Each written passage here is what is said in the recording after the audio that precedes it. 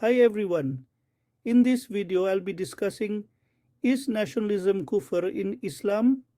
Scholars' views. Nationalism is a strong feeling of pride and loyalty to one's nation.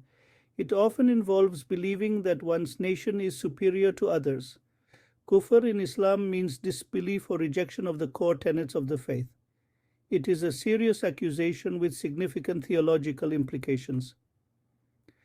The question of whether nationalism equates to kufr is a complex one debated by scholars. Some argue that extreme nationalism, where loyalty to one's nation supersedes Islamic principles, can lead to kufr. This is because it might involve prioritizing man-made ideologies over divine commandments. Others believe that nationalism, when practiced within the bounds of Islamic teachings, is not inherently incompatible with faith. They argue that love for one's homeland and culture can coexist with Islamic beliefs. The key lies in understanding the limits and boundaries set by Islamic teachings. Prominent scholars like Sheikh Ibn Baz and Sheikh Ibn Uthaymin have issued fatwas on this topic. Sheikh Ibn Baz stated that nationalism, if it leads to division and conflict among Muslims, is not permissible. Sheikh Ibn Uthaymin emphasized that any form of nationalism that contradicts Islamic unity and brotherhood is considered haram.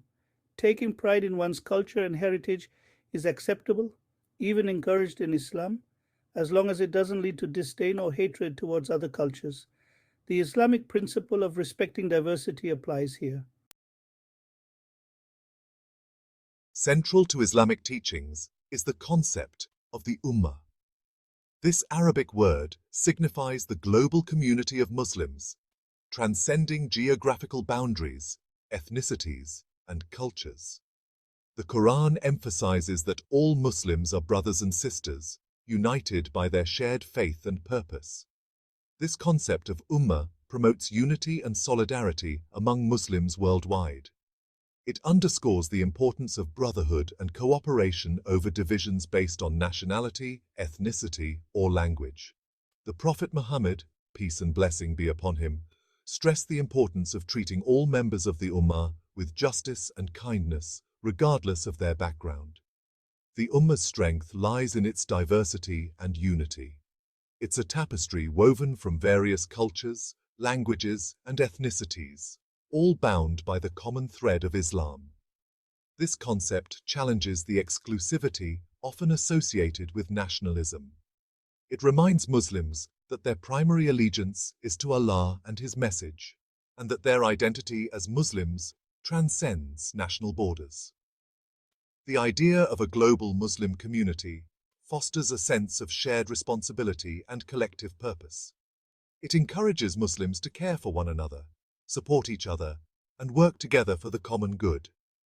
This unity is essential, especially in today's world, where Muslims face various challenges and need to stand together in solidarity. The Quran and the Hadiths, the primary sources of Islamic guidance, emphasize the importance of unity and brotherhood among Muslims. Numerous verses in the Quran call for unity and condemn division within the Ummah. One such verse states, "And hold firmly to the rope of Allah altogether, and do not become divided." In Surah Ali Imran chapter 3 verse 103, Allah say, وَأَتَصِمُوا بِحَبْلِ اللَّهِ جَمِيعًا وَلَا تَفَرَّقُوا وَاذْكُرُوا نِعْمَةَ اللَّهِ عَلَيْكُمْ إِذْ كُنْتُمْ أَعْدَاءً فَأَلَّفَ بَيْنَ قُلُوبِكُمْ فَأَصْبَحْتُمْ بِنِعْمَتِهِ إِخْوَانًا وَكُنْتُمْ عَلَى شَفَا حُفْرَةٍ مِّنَ النَّارِ فَأَنْقَذَكُم مِّنْهَا كَذَلِكَ يُبَيِّنُ اللَّهُ لَكُمْ آيَاتِهِ لَعَلَّكُمْ تَهْتَدُونَ. And hold firmly to the rope of Allah altogether, and do not become divided. And remember the favor of Allah upon you, when you were enemies, and He brought your hearts together, and you became, by His favor, brothers. And you were on the edge of a pit of the fire, and He saved you from it. Thus does Allah make clear to you His verses that you may be guided. Translated by Saeed International. This verse highlights the blessings of unity and the dangers of disunity. The Prophet Muhammad, peace and blessing be upon him, also stressed the importance of unity among Muslims.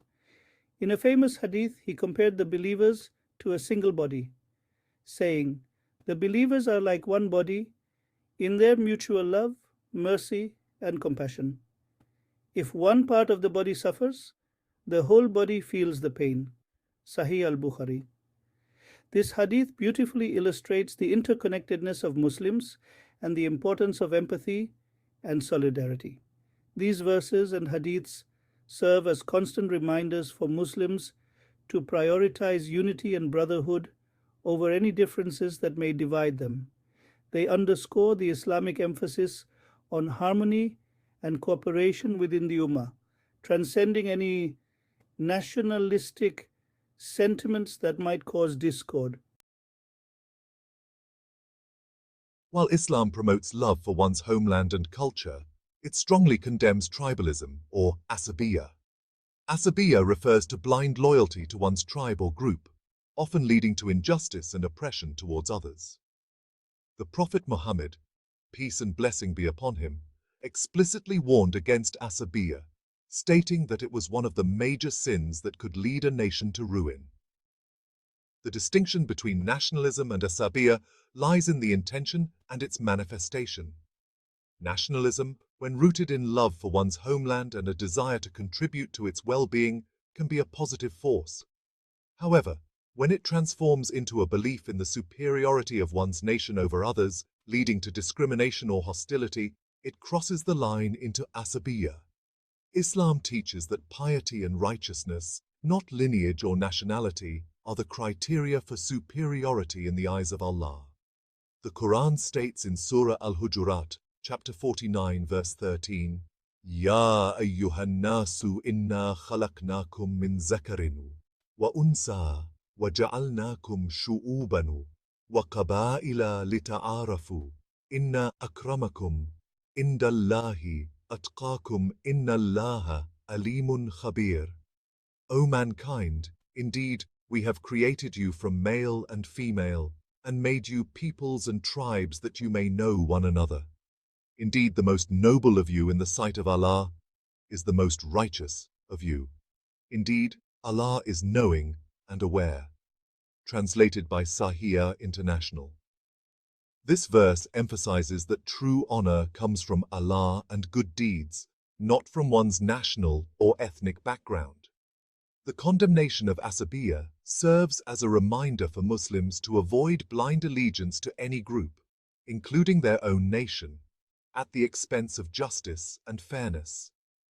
It highlights the Islamic emphasis on universal brotherhood and the importance of treating all people with respect and dignity, regardless of their background.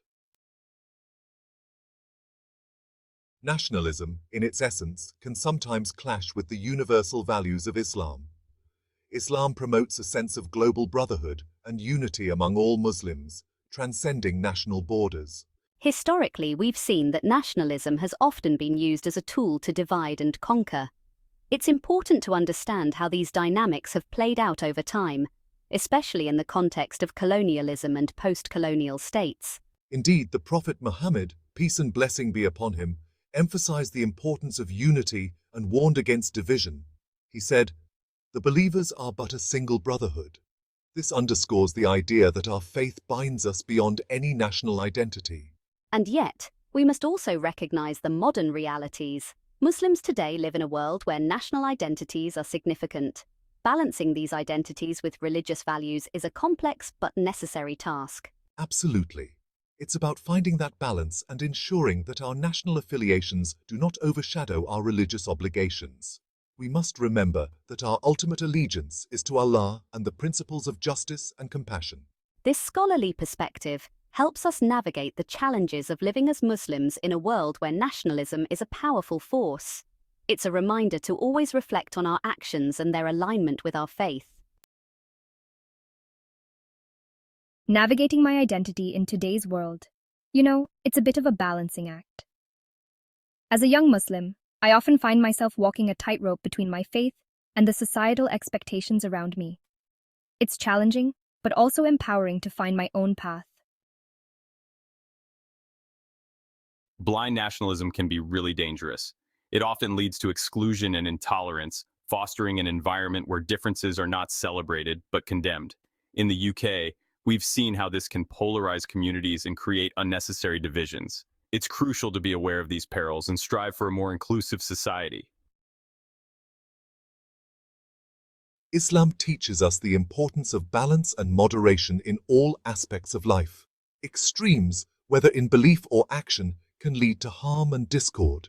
By embracing a balanced approach, we can lead lives that are harmonious and fulfilling, staying true to our faith while contributing positively to society. Seeking knowledge and guidance is fundamental, especially in times of uncertainty. As a community leader, I always encourage our members to educate themselves and seek wisdom from reliable sources.